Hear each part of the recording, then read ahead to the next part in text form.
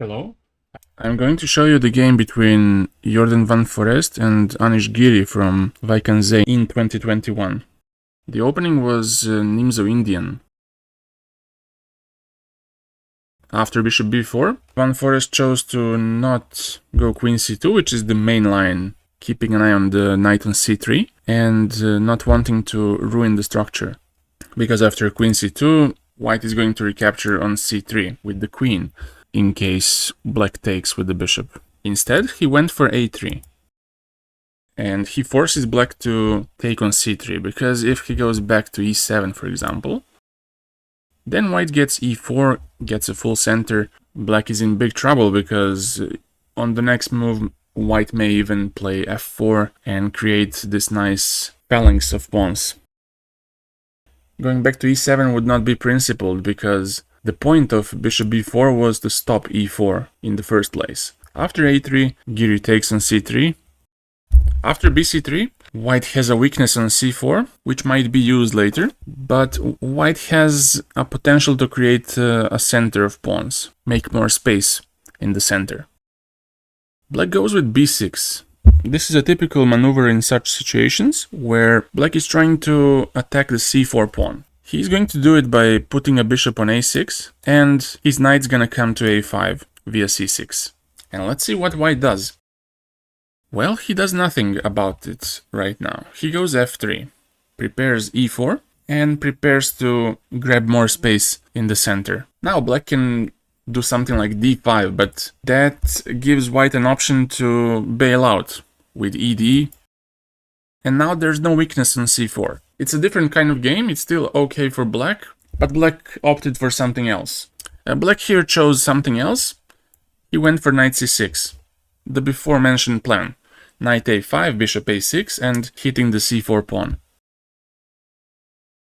White doesn't give up on his plan. He goes e4 and prepares the potential e5 at some point. Now black does his thing, bishop d3, bishop a6, and now white defends his pawn. Now it may seem that white did his job, and now he can focus solely on central and kingside play. But Giri plays d6. What's the purpose of this move? Well, the purpose of this move is to discourage e5 from being played. Because if you do something like that, now the c5 square becomes a really nice outpost. Bishop c4 is a threat. If you do something random like bishop d2, you can take it and go queen h4. So what does white do here? He plays f4. He's trying to get the e5 push. He wants to recapture with the f pawn, not with the d pawn, which would leave some holes on c5. How can black improve his position? He's going for queen d7, trying to get either to c6 or to a4 to attack this pawn, the only weakness in white's position. Van Foreest plays knight f3 to meet this move by knight d2. And this is what happened. Black tried to make the bishop on d3 more passive by playing e5. But I believe that castling long was the best option here for black. Because I think that white's attacking chances on the queen side are very slim. The knight on a5 is doing a great job of defending, of blocking. For example, if black castles immediately, white can also castle, and in case of knight d7 to prepare e5, white's in time to play e5, and it looks very scary for black. Two of the pieces are on the queen side. Knight on d7 is not fully involved in the defense of the king side. The follow-up may be rook f3, rook h3 with some dangerous attack on the king side. Instead of all of this, Giri chose to play e5. As I told before, he was trying to make the bishop on d3 locked. But Van Foreest doesn't capture. He goes for a short castle. And now it's up to black to choose where to go. Again, I think that castling long was the better idea, because of the same reasons. Knight on a5 is doing a great blocking job. For example, if you do something like this, white may complicate with c5, but I don't think it's that big a deal. Like, you can do this, and even in case of f3, you can go to d7 and have a quite dynamic game. Let's go back to the game. Giri castled short. He felt pretty safe here. Bishop on d3 is so far very passive, but there was a catch. Jorden took on e5, and after d5, rook b1 was played. In case you want to go with the knight to f3 for some attack, you don't allow knight b3 because maybe the bishop on c1 would be a huge asset in the following attack. Here Giri made an inaccuracy. He played c5, which allows white a great initiative, and I think from this point on it becomes very tough to play for black. White unleashed this exchange sacrifice by rook takes f6. First of all, white is ruining the pawn structure of black's king side. After gf, also you can see a potential that a knight comes to f5 at some point. It's pretty bad for black. How does white continue his initiative? Well, he goes with queen f3. You may ask here, well, doesn't d4 hang? If you take it like this, take twice, what's up?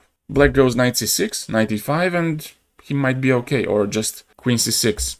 I mean, if you take on f6, I can go queen c6 and kinda hold, because you cannot really take. I will exchange queens. But actually, the point here is that you want to just kill black. The point of e5, several moves ago, here, was to make the bishop on d3 passive. So, what do? You activate the bishop by playing e5. And now once the b1 h7 diagonal opens up, it's going to be very hard for black to defend against the future threats. For example, queen f5 or queen h5, attacking the h7 pawn. That's basically game over, because if you try queen d7 to stop queen f5, you have a reserve option, queen h5. And now h7 is for grabs on the next move. You also may have just knight e4, knight f6, and it's also pretty crushing for black. Capturing on d4 is not an option. If you go queen c6 to defend the pawn, white can do something like in the game by pushing d5. Knight f1 is going to be played, similar like in the game. Knight will eventually get to f5 or h5 via g3. The absence of the dark square bishop is gonna be crucial here, because the f6 pawn will be very soft. You can apply pressure by putting a rook on the f file as well. Black is slowly going to collapse. Black chose to immediately go queen c6, and now Jorden plays d5. The point is to not allow rooks to get active play. If you don't do this, you will allow at some point very active play by black, and you cannot justify the exchange sacrifice if you allow the rooks to be active. So you have to keep rooks in this cage on the 8th rank. Giri plays queen d6 to defend the pawn, of course, and now the shuffle, which we saw before, begins. Knight f1, white's going to play knight to e3 or g3 on the next move, and try to get to nice square f5. Now black tries king h8, trying to involve his rooks on the g-file, but only for defensive purposes. Nothing too ambitious, just to defend, for example, on f6. White goes to e3, and now bishop c8. Black wants to discourage knight f5 from being played.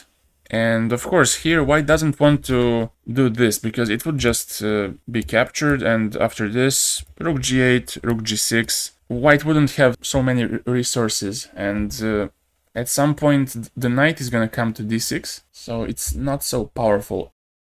He has to play more patiently, because there's no danger of black creating some counterplay anytime soon. He can improve pieces. He's doing bishop d2, improving his bishop e1, bishop h4, and attacking the f6 pawn, which forces black to move his rook. We have this, bishop h4, and rook h6 to harass the bishop. In case he goes back, then black is fine.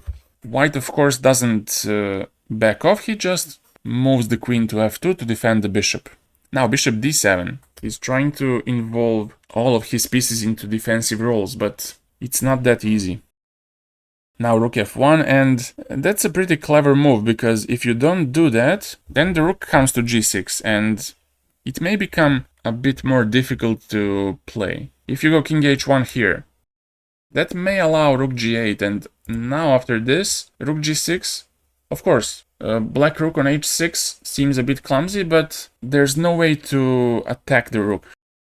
Rook f1 is played just for the purpose of disconnecting pieces, forcing king g7 to be played, because you need to defend f6, and black doesn't have enough time to defend And now bishop e2.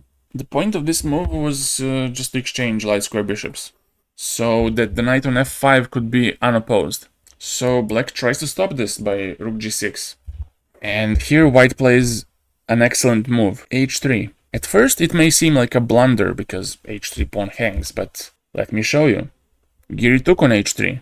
And now there's bishop h5. Now it's very tough for black, because both bishop on h3 and rook on g6 are under attack.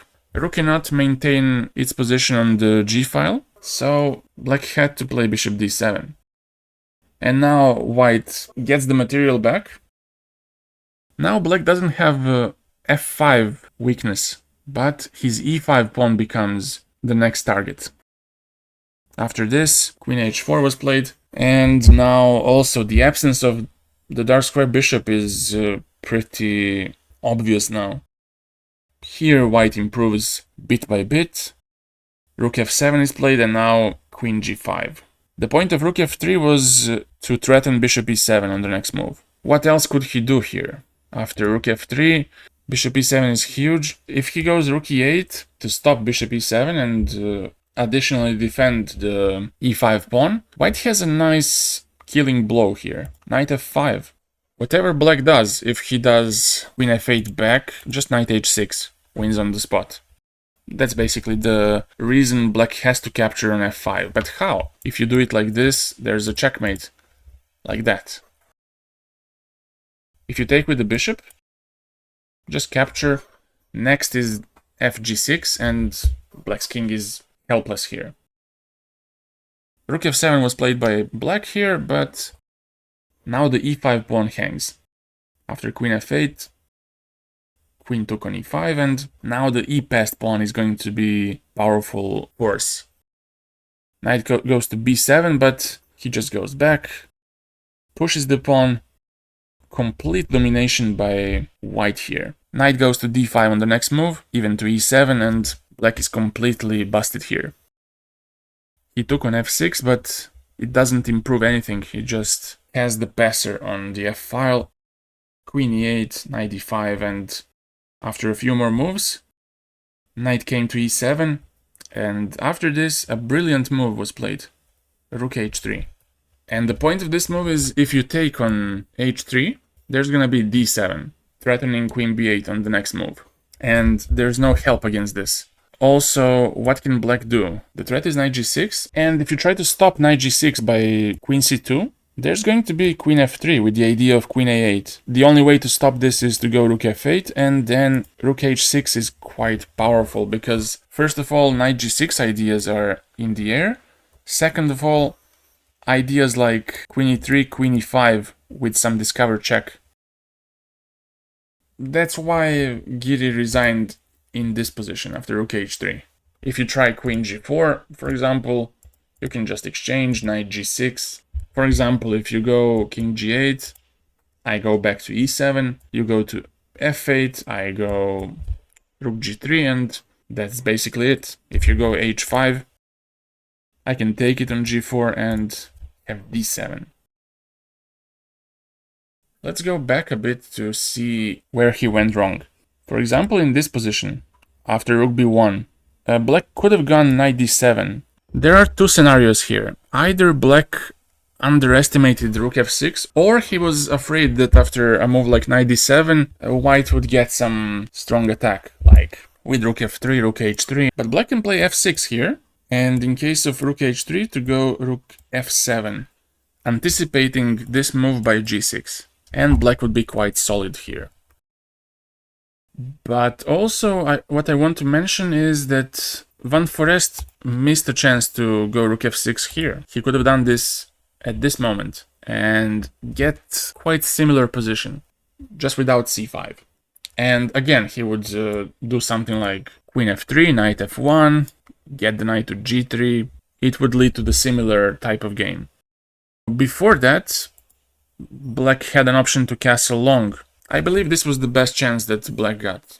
To just castle on the queen side, not allow any attack, and continue playing. Thank you for watching, and see you very soon.